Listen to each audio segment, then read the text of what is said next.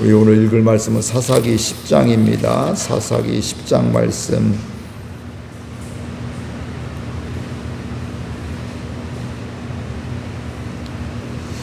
아비멜렉의 뒤를 이어서 이사갈 사람 도도의 손자 부하의 아들 돌라가 일어나서 이스라엘을 구원하니라. 그가 에브라임 산지 3일에 거주하면서 이스라엘의 사사가 된 지 23년 만에 죽음에 3일에 장사되었더라. 그 후에 길르앗 사람 야일이 일어나서 22년 동안 이스라엘의 사사가 되니라. 그에게 아들 30명이 있어 어린 나이 30을 탔고 성읍 30을 가졌는데 그 성읍들은 길르앗 땅에 있고 오늘까지 하본 야일이라 부르더라. 야일이 죽음에 가문의 장사 되었더라.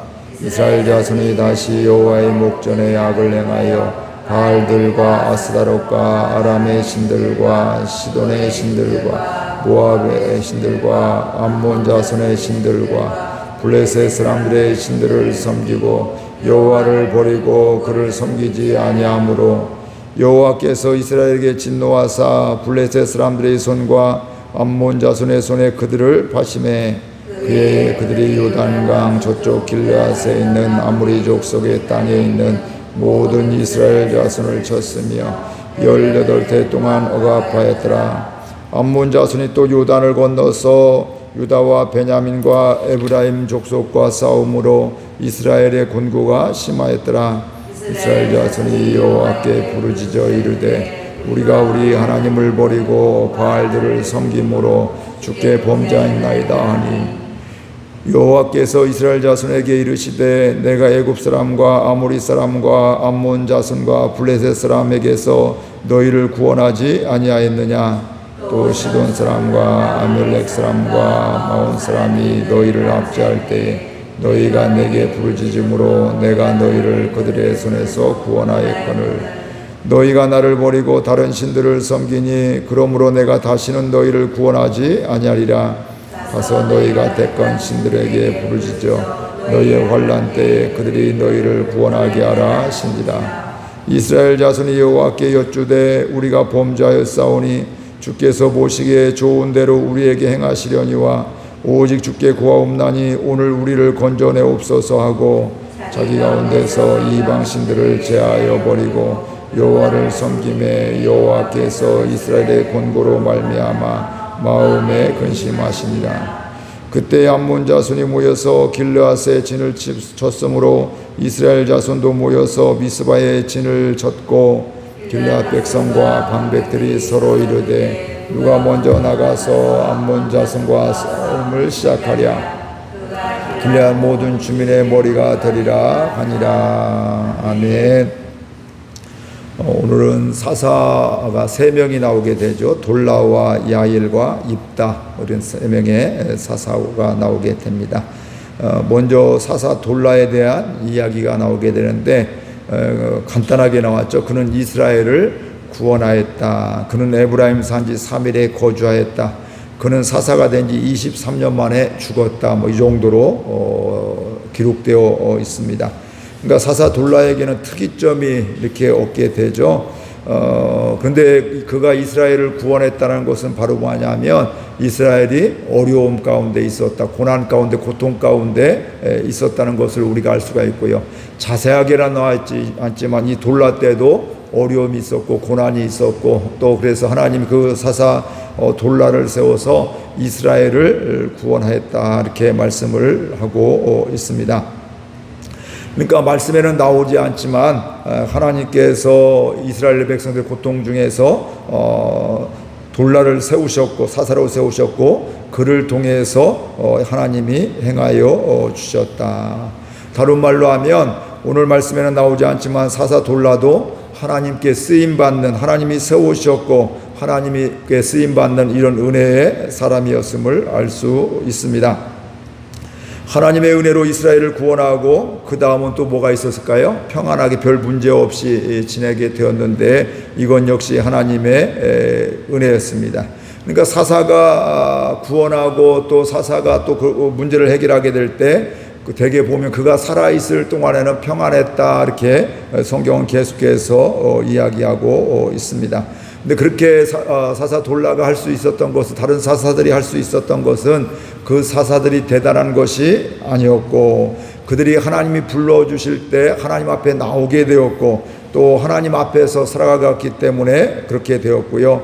그리고 중요한 것은 사사를 통해서 하나님이 계속 말씀해 주셨음을 알 수가 있습니다. 그러니까 사사가 사는 동안 평안했다, 문제가 없었다는 것은 계속해서 하나님의 말씀을 이스라엘 백성들에게 전하게 되었고, 이스라엘 백성들 그 말씀을 전했다, 이렇게 들었다, 이렇게 우리가 잘 알 수가 있습니다. 그러니까 뭐 특별한 시대에 또 사람에 의해서 좌우된 것이 아니라 하나님의 말씀이 그 당시에는 듣고, 사사가 듣고 자꾸 전하는 가운데 이거 아닙니다, 이거 하나님이 미워하시는 겁니다, 이거 죄입니다 이러면서 전하게 될 때 그들이 그것을 하지 않게 되니까 평화가 있었다, 이렇게 이야기를 하고 있는 것입니다.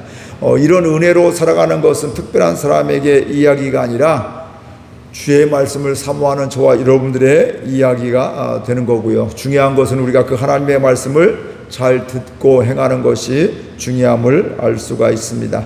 그래서 하나님의 말씀을 잘 듣는 것에서부터 우리가 하나님과 함께하는 삶을 살아가게 되는 것입니다.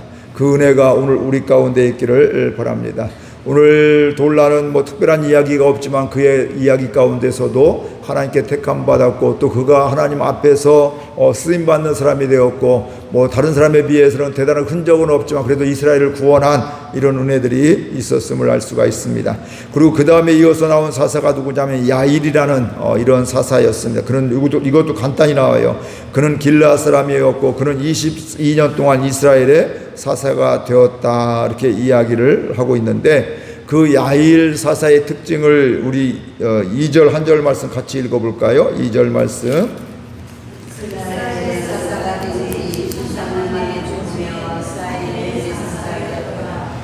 그 다음에 4절 보겠습니다. 4절.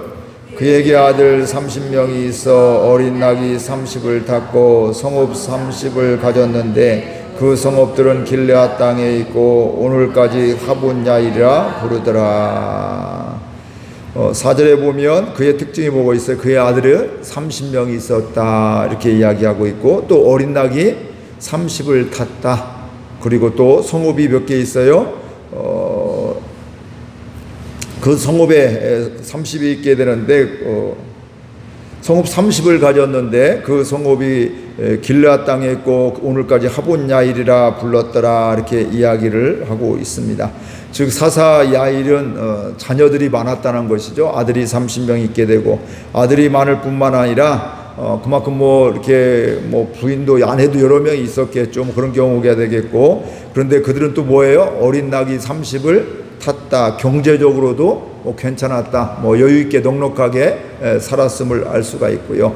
그 다음에 성읍도 30을 가졌다. 그러니까 영향력도 있고 권력도 있고, 또 요즘으로 말하면 갖출 것을 다 갖췄다, 남들이 부러워하는 이런 삶이었음을 알 수가 있고요. 여기서 하본 야일이라고 불렀다고 했는데 그건 바로 뭐냐면 이름 자체가 야일의 동네다, 뭐 이런 식으로 그 밑에 보면 각주에 보면 나와 있습니다. 그러니까 그 30개의 성읍을 갖게 되면서 그들이 이야기는 야일의 사사 야일의 성읍이야, 야일의 동네야, 뭐 이런 식으로 이야기를 했다는 것이고요. 그렇게 되면서 그는 아주 경제적으로도 여유 있고, 뭐 어떻게 보면 떡덩거리며 살 수가 있게 되고, 남에게 영향력이 있는 뭐 이런 사람들, 뭐 구원이나 이런 거 이야기보다는 뭐 이렇게 자기 자식들이 잘 살고 또 여유가 있었던 이런 것들의 이야기가 나오게 됩니다. 어떻게 보면 여기에 보면 무슨 뭐 구원을 받고 뭐 이런 게 없다는 얘기는 여전히 뭘까요? 평안함이 있었다는 것임을 알 수가 있고, 별 문제 없이 자녀들과 함께 뭐 여유 있게 살았다, 뭐 이런 쪽으로 생각을 하면 되겠습니다. 그러면서 이제 사사 입다의 이야기가 나오게 되는데, 사사 입다에게서는 이제 사사기의 사사들의 패턴이 나오게 되죠. 우리 6절 말씀 같이 읽겠습니다. 이스라엘 자손이 다시 여호와의 목전에 악을 행하여 바알들과 아스다롯과 아람의 신들과 시돈의 신들과 모압의 신들과 암몬 자손의 신들과 블레셋 사람들의 신들을 섬기고 여호와를 버리고 그를 섬기. 이스라엘 백성들이 또 뭐 했다고요? 하나님 앞에 악을 행하였더라. 근데 그 악을 행한 게 바로 뭐냐면 이방 신들을 이것저것, 하나가 아니라 막 이것저것 막 주변에 있는 신들을 다 섬겼다, 이렇게 이야기하고 있는데, 우상을 섬긴 것을 뒤에 보니까 뭐라고 해요? 여호와를 버린 것이다. 그리고 하나님을 섬기지 않는 것이다. 이렇게 이야기를 하고 있습니다.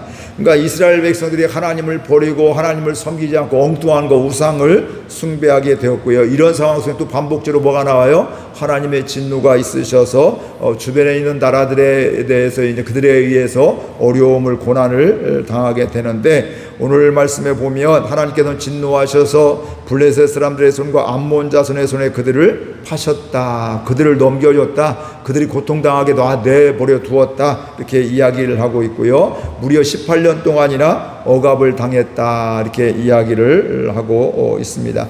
그러니까 18년 동안이나 억압을 당하고 고통을 당하게 되니까 이스라엘 백성들이 어떻게 될까요? 주변 나라들과도 심하게 싸움으로 말미암아, 지속적으로 싸움으로 말미암아 곤고가 심해졌다, 지쳤다, 힘들어한다. 이거 어떻게 이렇게 살아서 뭐해? 뭐 이런 생각까지 되겠다는 것이죠. 이때 우리가 짐작이 되는 것이 있죠. 이렇게 고난을 당하면, 고통을 당하면 그 다음에 뭐예요? 이스라엘 백성들이 하나님께 부르짖는 것이죠. 10절 말씀 같이 읽겠습니다. 10절 말씀. 이스라엘 자손이 여호와께 부르짖어 이르되 우리가 우리 하나님을 버리고 바알들을 섬김으로 주께 범죄하였나이다 하니. 자기들의 고통 때문에 죄를 깨닫고 하나님께 회개하게 되는 것입니다.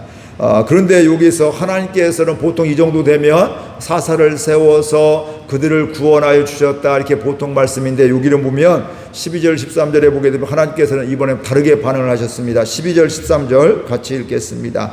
또 시돈 사람과 아멜렉 사람과 마온 사람이 너희를 압제할 때에 너희가 내게 부르짖음으로 내가 너희를 그들의 손에서 구원하였거늘 너희가 나를 버리고 다른 신들을 섬기니 그러므로 내가 다시는 너희를 구원하지 아니하리라. 지금까지 12절뿐만 11절에도 그 여러 어려움을 당할 때마다 사사를 세워서 너희들 압제당할 때, 고난당할 때, 곤고할 때 내가 너희들 구원해 주었는데, 그래도 너희들이 또 자꾸 또 나를 버리고 우상을 숭배하고 그래서 그러므로 내가 다시는 너희를 구원하지 않겠다, 이렇게 하나님께서 말씀을 하고 계십니다.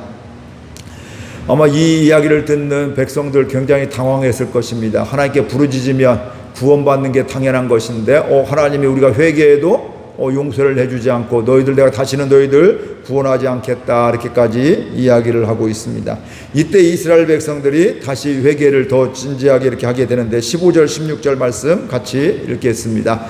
이스라엘 자손이 여호와께 여쭈되 우리가 범죄하여 싸우니 주께서 보시기에 좋은 대로 우리에게 행하시려니와 오직 주께 구하옵나니 오늘 우리를 건져내옵소서 하고, 자기 가운데서 이방 신들을 제하여 버리고 여호와를 섬김에 여호와께서 이스라엘의 권고로 말미암아 마음에 근심하시니라.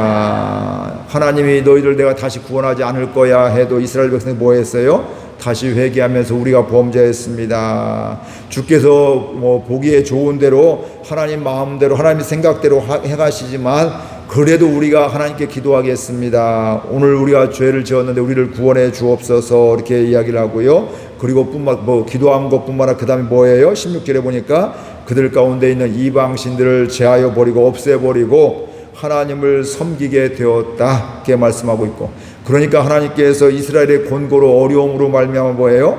마음에 근심하시더라. 즉 뭐예요? 하나님의 마음이 바뀌어짐을 우리가 알 수가 있습니다.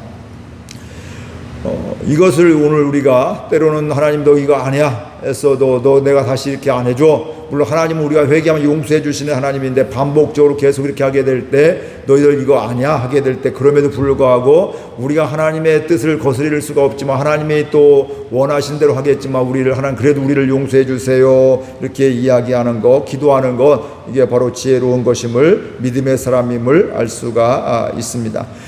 그때 하나님이 뭐예요? 다시 그들의 곤고함을 기억하셨고 또 그 마음에 근심을 하셨더라. 야, 이스라엘이 이렇게 고통당하고 있는데, 이렇게 회개하고 있는데, 뭐 이러면서 이제 결국은 그들을 구원하게 되시는 것을 우리가 알 수가 있습니다. 이런 하나님의 마음을 우리가 알아야 됩니다. 그러니까 나의 연약함으로, 범죄함으로 말미암아 하나님 앞에 있을 때 그것이 끝이 아니라는 거예요. 그때 그걸 내가 범죄함 내 연약함을 알게 될 때 그게 끝이 아니라 하나님은 그때 하나님께 돌아오기를 원하고 계시고, 하나님께 또 다시 나아가고 하게 될 때 하나님은 우리의 고통을 다 아시고 근심하시고 우리를 구원하기 위해서 또 다시 사람을 세우는 것임을 우리가 알 수 있습니다. 그것이 마지막이 된다면 구원받을 자 아무도 없죠. 노아의 홍수 때도 마찬가지고, 또 성경의 곳곳에서 그 이스라엘 백성들이 범죄할 때마다 그들을 심판도 하게 되는데, 심판 자체가 목적이 아니잖아요. 그 심판을 통해 또 다른 사람들을 세우게 되고, 주께로 또 이스라엘 백성들이 어려움을 당할 때도 하나님께 남은 자, 아무리 우상 숭배한다 할지라도 나는 하나님 앞에 살겠습니다, 이렇게 바알에게 무릎을 꿇지 않는 이런 사람들이 있었던 것 같이 하나님은 그들을 통해서 인도하시고 구원하심을 우리가 알게 됩니다. 그렇기 때문에 오늘 말씀을 통해서 오늘 우리가 하나님 앞에서 살아가는 은혜가 있기를 바랍니다. 혹시 실수했다 할지라도, 넘어졌다 할지라도 다시 일어나서 하나님 앞에 나갈 수 있기를 바라고, 그러면 그때 뭐 한다고요? 하나님의 구원을 받게 되고 하나님의 인도하심을 받게 됩니다. 그 은혜로 오늘 또 살아갈 수 있기를 주의 이름으로 축복을 드립니다. 우리 함께 말씀 생각하며 기도하겠습니다. 하나님 감사합니다. 주께서 저희들 오늘 또 함께 해주시고 인도해 주셔서 감사드립니다. 주의 선하신 인도하심이 있습니다.